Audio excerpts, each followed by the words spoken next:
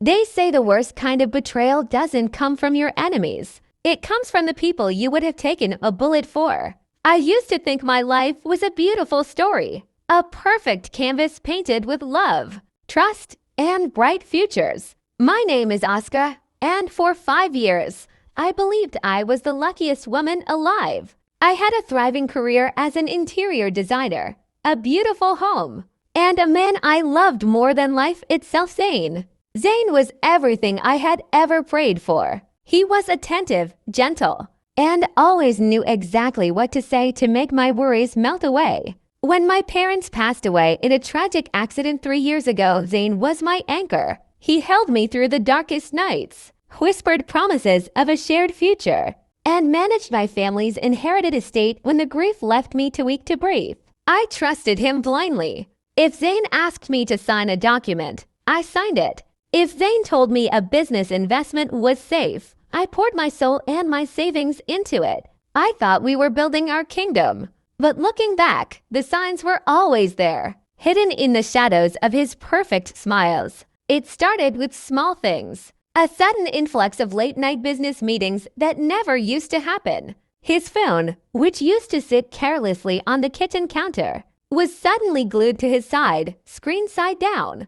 Whenever I entered the room, his posture would stiffen, his voice dropping into a low, hurried whisper before he quickly hung up. "Just work, Asuka," he would say, kissing my forehead with that familiar warmth that always managed to silence my intuition.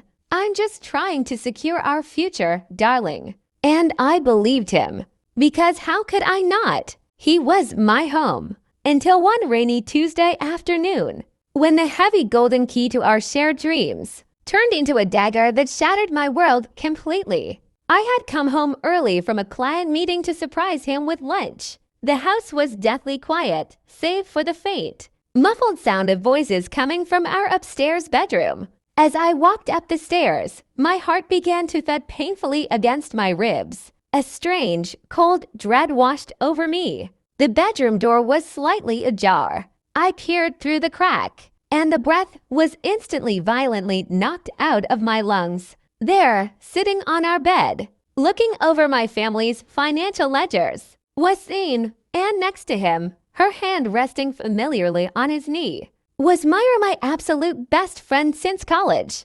The words floating out of that room pierced through my heart like shards of broken glass. I stood frozen in the hallway, clutching the banister so hard my knuckles turned white. "Are you sure she hasn't noticed the transfers yet?"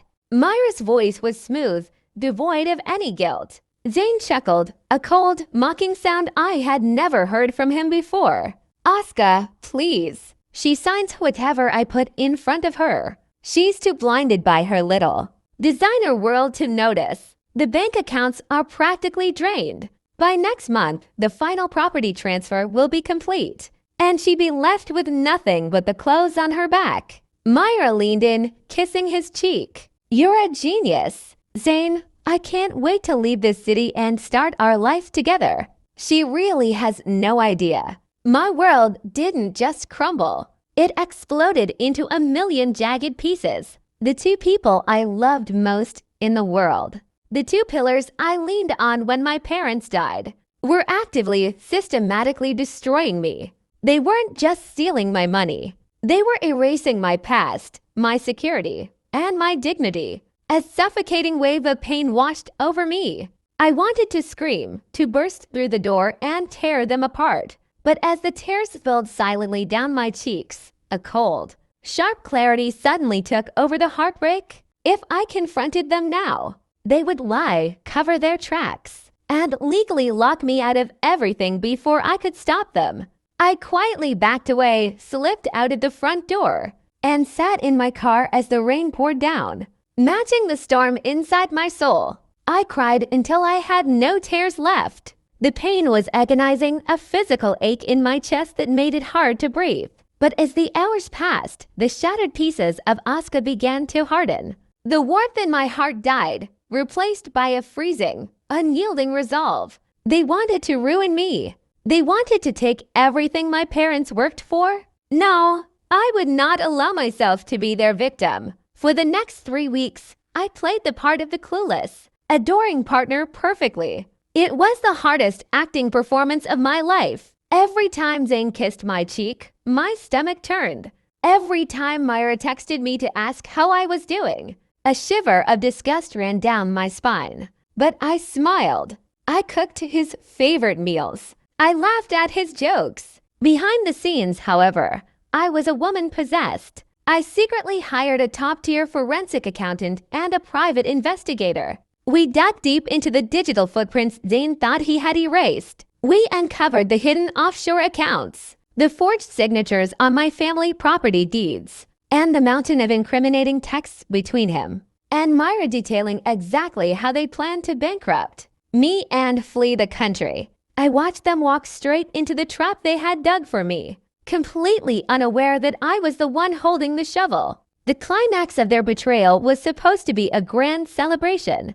It was Zane's 30th birthday, and he had insisted on hosting a lavish dinner party at our home for all our close friends, business partners, and family associates. He wanted an audience for his success. I made sure he got exactly what he asked for, but on my terms. The evening was beautiful. The music played, champagne flowed, and Myra stood close to Zane, exchanging secret, triumphant glances. Halfway through the night, Zane stood up, clinking his glass to make a speech. He looked at me, raising his glass. To my beautiful Asuka, who trusts me with her heart and her life. Thank you for making all of this possible.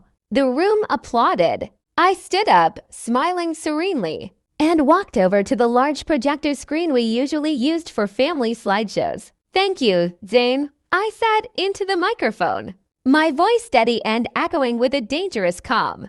To celebrate your special day, and to show everyone here the real work you've been doing behind the scenes, I prepared a little surprise presentation.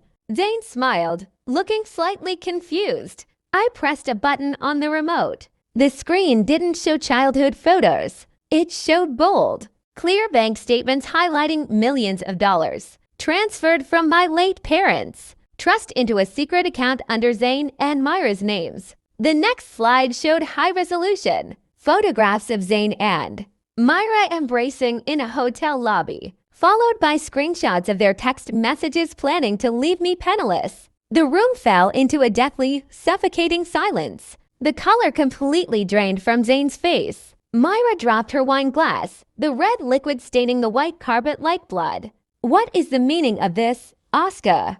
Zane stammered, stepping forward, his hands shaking. Before he could take another step, the heavy oak front doors opened. 3 uniformed police officers and my legal team walked into the living room.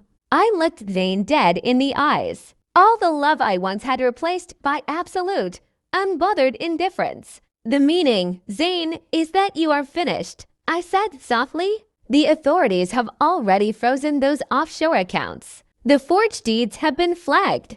You and Myra are being arrested for grand larceny, fraud, and embezzlement.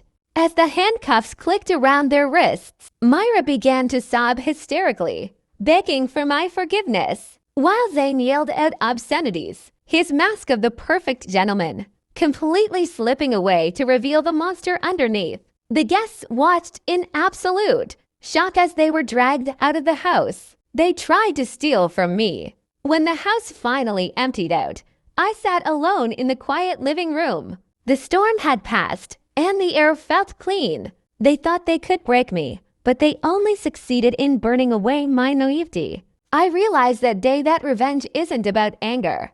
It is about restoring justice and protecting your worth. I lost a deceitful lover and a fake friend, but I gained something far more valuable, my own undeniable strength. I am Asuka, and out of the ashes of betrayal, I rebuilt my own empire, stronger and sweeter than before.